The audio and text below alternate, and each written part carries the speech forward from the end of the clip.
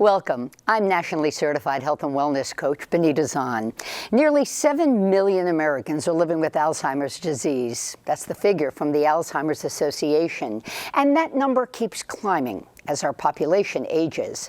By 2050, it's expected 12.7 million American adults will be diagnosed with Alzheimer's, the sixth leading cause of death. Now, it may sound odd, but despite these statistics, there's been no better time to get a diagnosis of Alzheimer's. And that's because diagnosis can be made earlier than ever. Add to this interventions that are having an impact, and research is booming. Here to discuss all this and talk about ways to protect your brain's health are Dr. Richard Holub, a neurologist with the Alzheimer's Disease Research Center in Albany, and Dr. Robert Holub, who recently joined his father in practice. And let me note that Dr. Richard Holub has conducted more than 134 clinical trials in Alzheimer's treatment and played a significant role in the investigation of all 5 drugs currently green-lighted by the FDA. So, gentlemen, welcome. And let's start, in a sense, with the really headline news of the day. It's the blood test to diagnose Alzheimer's. Give us a sense of what it's looking for and why is this so important? Well, we've been trying to diagnose Alzheimer's disease clinically for 100 years. And until recently, it was only able to be clarified at autopsy, which is hardly acceptable in clinical modern medicine today. Science has been expanding and moving very rapidly, and we began to identify amyloid, which is important for the development of Alzheimer's disease as a toxin, to have gotten into the bloodstream, and we've been able to, with a simple blood test in clinical research, identify amyloid and therefore can tell if someone has an Alzheimer process even when they have no symptoms or very mild symptoms. So amyloid would collect in the brain and that begins to impair cognitive function? Yeah, it begins to accumulate 10 to 20 years actually before we have any symptoms. So by the time we get symptoms, this process has been playing for a long time. So why is it such a game changer? Besides the fact that now you can get a definitive diagnosis and know exactly what you're dealing with, but in terms of beginning the treatment, if somebody is can be concerned.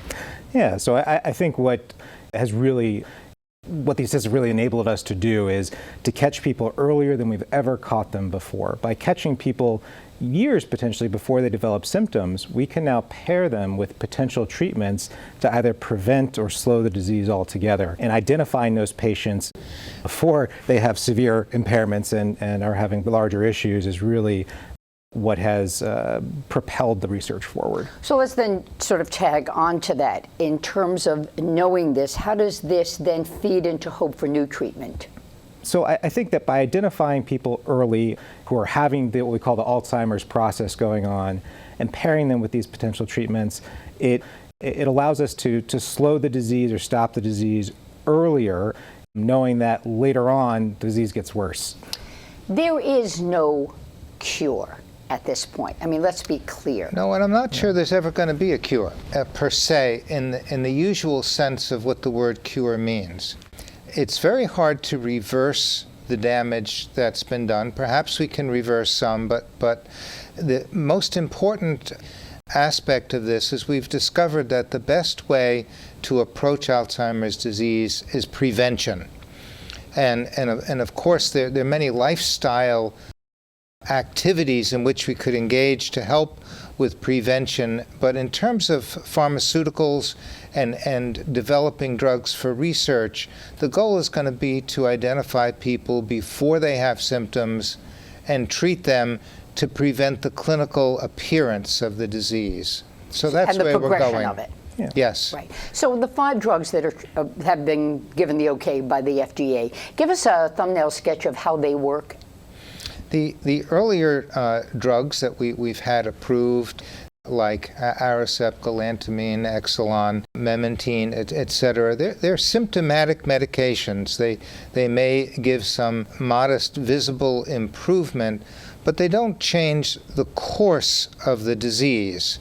We've had more recently 2 additional drugs FDA approved, which are anti-amyloid drugs, and they do have some efficacy, but they're associated with some potentially significant side effects, which becomes problematic. I just had a conversation with a fellow whose wife is progressing through the disease, and one of those drugs they said she can't possibly take because of a bleeding concern. Do you want to address, so who is and who isn't a candidate for these 2 new drugs? Right. It's a really important point, is that while these drugs are the first things that have ever actually slowed the progression of the disease, before this, we never had anything that really was disease modifying, as we call it.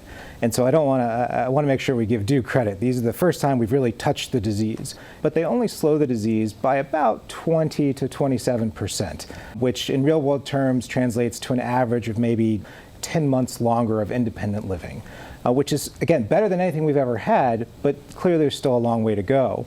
And the caveats to these treatments are that if you have certain genetics, which we'll get into, but if you have a certain genetic type, it's really a lot less safe for you to take this because of risks of brain inflammation and bleeding. If you're on blood thinners, which a lot of people in our population are, you can't really have these at all because of those risks being so heightened. And that was the concern for this particular woman. Right. What are the names of these 2, the latest drugs? It's lecanemab and donanemab are the generic names for those medications. Is insurance covering this stuff? Partially. And that becomes a problem too. Yeah, in addition to the cost of the drugs, which is not insignificant, they require safety MR imaging at regular intervals. They require other monitoring visits, additional visits to the neurologist. They involve intravenous infusions at an infusion center or a hospital, and the nursing that goes along to it. So it does add up to a very costly intervention.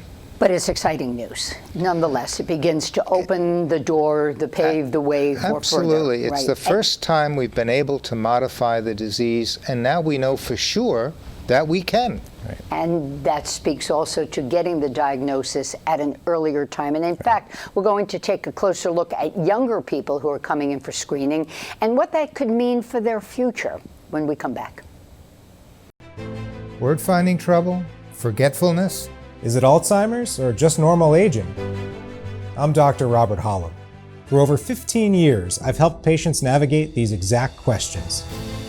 Hello, I'm Dr. Richard Holub at the Alzheimer's Disease Research Center. For over 35 years, I've been working toward a cure. Early detection remains critical. If you or someone you care about is experiencing memory problems, call today for a no-cost memory screening. Welcome back. In an earlier conversation I had with you gentlemen, we were talking about the fact that younger people than ever before are coming in for screening for Alzheimer's. Why? And then what's the impact of that? Yeah, so we have people coming into the office now starting at age 50. These might be people who have a family history.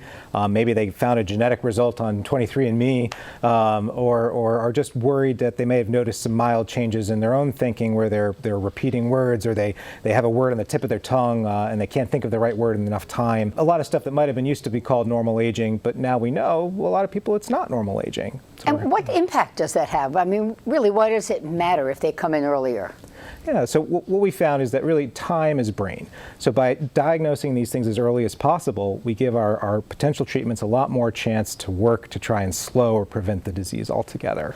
Now, the later you go, even before the past 5 years, most of our patients were a lot worse off. We were saying that you had to have they were carried and brought into the clinic, not walking in of their own accord. That's true. That's true. They always needed someone, which today we call a study partner, but back then we would call the caregiver, who would escort them in, tell them to turn left or turn right, and to get them into the building. Now, people drive themselves, and they jump up into the office and get seen. When we first started, you mentioned 23andMe, when tests like that hit the market, there was a concern that people would get this genetic information that may not be exciting to hear in a positive way. And then what would happen? What would they do? How would it impact their life? Might it have a negative impact? What's the research finding when somebody finds out genetically they may be predisposed to developing Alzheimer's? Most people who are interested in genetics, in their personal genetics, think through that before they have the test. There are people who say to themselves, I don't want to know. Often they change their minds later, and they change their minds as they begin to hear more and more about research in Alzheimer's disease and how things are moving forward, and that there are things that can be done. And we're going to delve into prevention in the next segment, some things that will help keep our brains healthier. I think in our conversation, you talked about people learning this information and then discarding it. Right.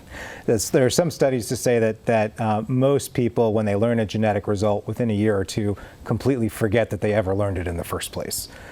But for those people that do remember it, we have seen that it can be very empowering. And let me just jump in. They don't forget it because they have Alzheimer's. They just put it out of mind. They just forget it, yeah, because it's not something they're affecting their daily lives, and so it drifts away. So there's APOE 1 or 2 and 3. There's a couple of APOE genes. Yes. Talk about these and how they impact the potential expression of the disease. So there's a risk factor called apolipoprotein E. It was actually discovered by cardiologists when they were looking at cholesterol and fats, and it turns out to be a repair factor in the brain and has multiple other functions in the brain.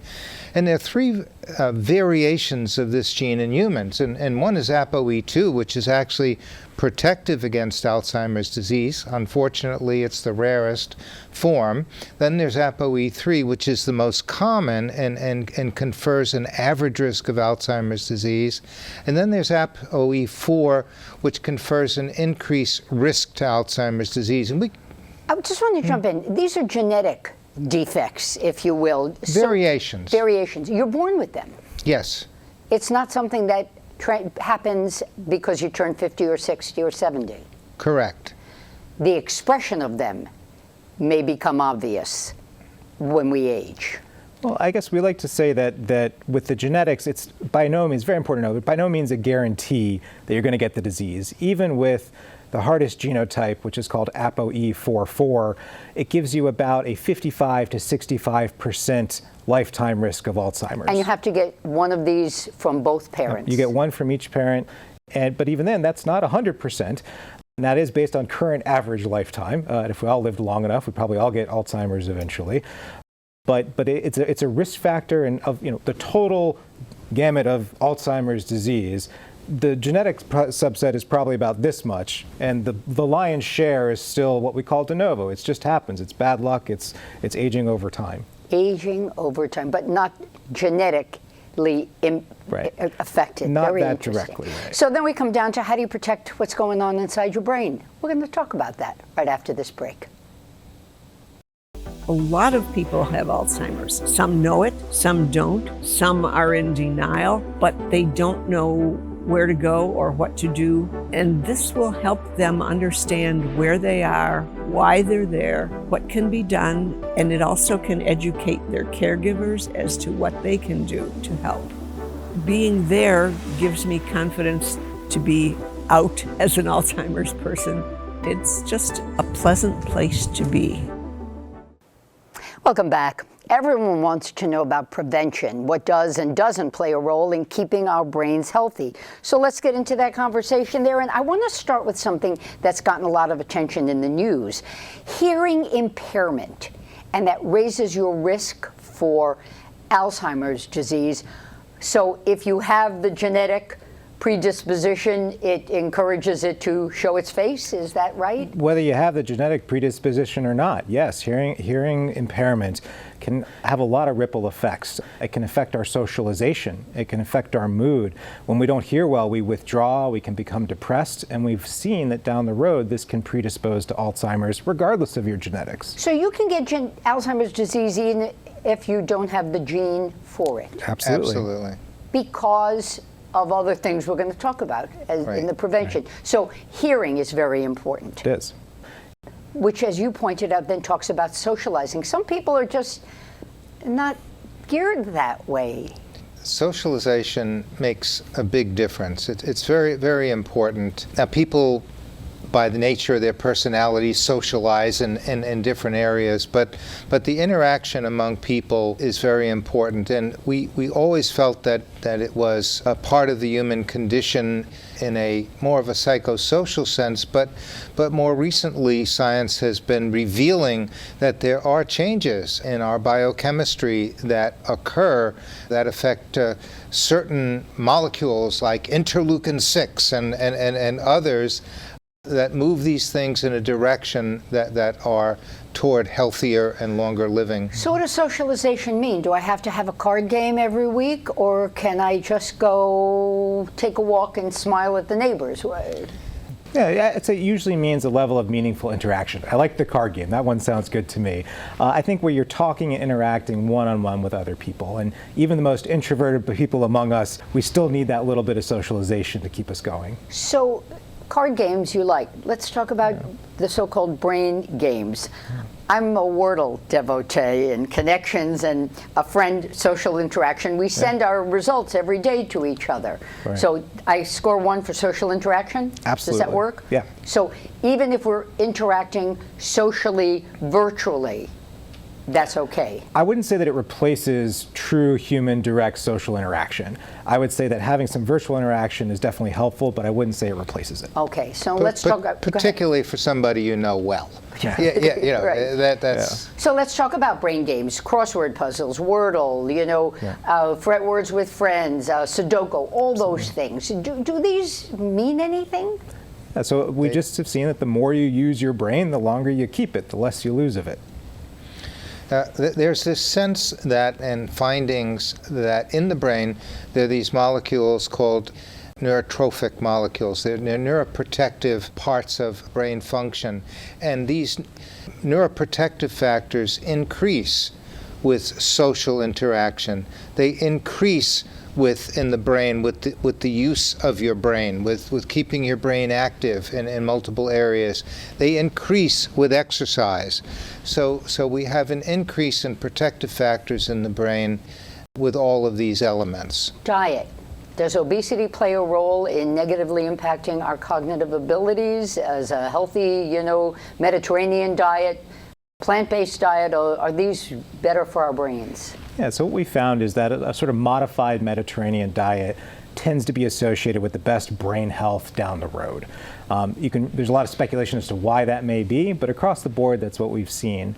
And while I wouldn't say that obesity itself is necessarily directly predisposing to Alzheimer's, we know that the things it can contribute to, high blood pressure, diabetes, high cholesterol, heart disease, vascular disease, these are things that over time do directly affect our rate of getting Alzheimer's disease. So an appropriate diet helps us. Exercise. Somebody is going to say, how much of it? Do I have to run a marathon, or can I walk 3 days a week? We actually have an answer for that one, fortunately. So the best current sciences as of now is about 2.5 hours of some good cardiovascular exercise over the course of a week. Now, that doesn't have to all be at once. It can be broken up into little 10 or 5-minute segments. They've actually studied this.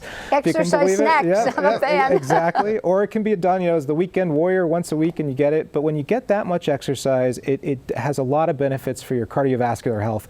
And this doesn't have to necessarily mean running on a treadmill or out in the street. This can be doing, some good yard work, just where you get your heart going and get a little bit of sweat on. And that counts. Then you get to forest bathe too, which means getting out in the green. Yeah. Some great stuff to keep in mind. Now, when we come back, we're going to introduce you to a special local woman and share her journey with Alzheimer's disease, the research center these gentlemen are involved in. We'll be right back. Hello, I'm Dr. Richard Holub. And I'm Dr. Robert Holub. We're with the Alzheimer's Disease Research Center. If you or someone you care about is experiencing memory problems, we have appointments for a no-cost memory screening. We've been talking with the doctors about the work ongoing at the Alzheimer's Disease Research Center on Madison Avenue in Albany. Now we're going to share the story of a local woman who lost her mother to Alzheimer's and share her personal journey participating in a research study.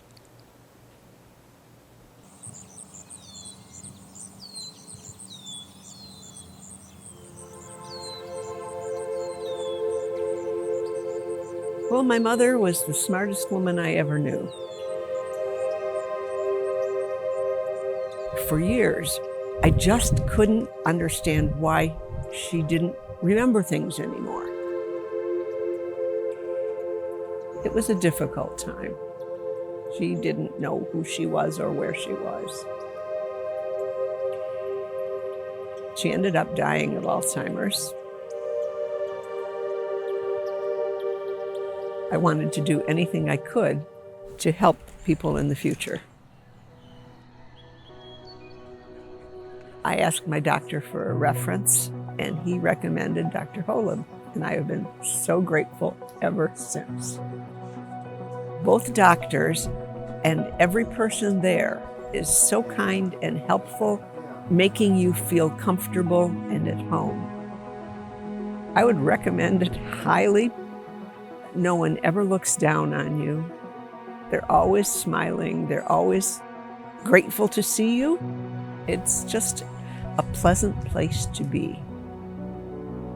Being there gives me confidence to be out as an Alzheimer's person. I get up and have some coffee and I do the puzzles to stimulate my brain. I do the jumble, the Sudoku, the crossword, and the questions. My husband and I do those together. That's kind of fun. That's my brain work in the morning. It keeps me sharp. It reminds me of things as I'm doing it, making mental connections.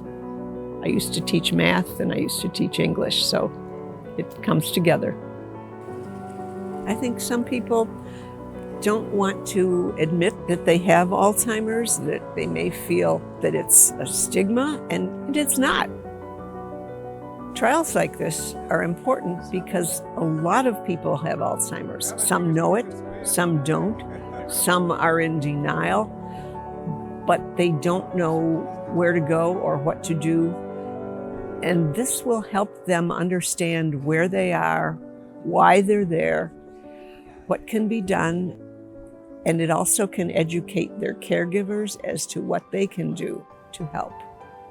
I would recommend Dr. Holub's office because everyone there, no exception, is kind, welcoming, helpful, non-judgmental, there to be of assistance to you and to help you in any way they can. It's just a positive feeling. I would recommend that you go there and see how you could be treated.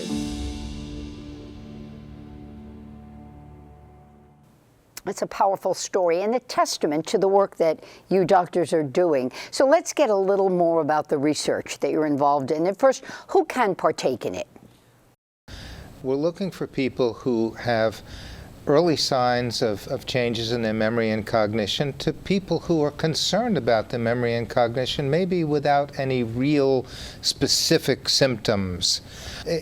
All of this is evaluated when they come into the office, and we get an idea if their symptoms are zero, minimal, mild, and then we're able to see if there's a research program that might fit them. We have multiple programs, about 12 running now, multiple that we're actively recruiting for, and some programs might look for a patient who tests well to this level or to this level or to this level, so the patients will get allocated to one particular program or another. That opens up the door to two questions. The first is, do you have to have a doctor's referral to come to be tested, or can you self-refer? Fortunately, no, you don't need any referral. There's no insurance involved. You don't pay anything. You can just call us and we can get you in, and quickly as well. I think that's something we've noticed is that it can take a long time with our healthcare system these days to get neuropsychiatric testing or to see a neurologist, often on the order of years. And we can get people in within a few weeks, fortunately. Which is so important, as you've been stressing during this half hour. Yeah. Time is brain. Exactly. You know. I should mention that all this is possible now. We used to do 1 program, 2 program, 3 program. Now we have 12 active programs. And the reason for this is there's been an explosion in science that has started elsewhere in medicine, spread to oncology, and is now spreading into neurology, where we're able to identify biomarkers that tell us if someone has a disease. They can be used to tell us how a disease is progressing or maybe remitting under treatment. And it's enabled us to look at multiple potential ways to attack this disease. If you're a hunter, you may have a rifle, a bow and arrow, a tomahawk, and in this kind of research now, we have multiple targets that research may demonstrate treatments that may actually make the difference. Yeah. You were saying you've got 12 studies that are ongoing now. Do any of them involve drugs that are prescribed for the research participants? The different treatments that we're studying, they can be given as an infusion. Some are given as a pill. The infusion might be once a month. We give them in different forms. Some are subcutaneous, and it just depends on the study and the specific drug that's being studied. But there's a variety of drugs and ways of delivering them that we give access to through our trials. Where are you along? Are these phase 3, where you're really looking at dosage? We cover the gamut. As we're finishing the studies for some programs, the 2 that have been approved that we talked about earlier, lecanemab and donanemab, those, even though they're FDA approved, they're patients who started in these programs 4 years ago, and they're still involved in these programs because we're learning more. So even though the drugs are approved, the patients who've been in research, many are staying in research because they want to, and it also provides us with more and more information. We wrap as we started. This is a very exciting time in Alzheimer's research and in treatment. If there was one thing you wanted to leave folks with, what thought would that be? I would say that there's hope, that now knowing and having that knowledge is power, and that we can now act on that, and that there's hope there. That's the biggest message. The more we know about ourselves, the better we'll be able to take care of ourselves and walk into the future. Eat, drink, move, socialize, do it all with forethought. Yeah. Absolutely. Be involved. Guys, thank you. Thanks so much to Dr. Richard Holub and Dr. Robert Holub, who are both with the Alzheimer's Disease Research Center in Albany. And if you're interested in a memory screening at no cost, don't hesitate. You heard them say that. Reach out. And you can call at 518-426-0575 or visit the Alzheimer's Research Center, albany.com. Do it for your mind and your peace of mind. I want to thank you for joining us. I'm Benita Zahn. Be well.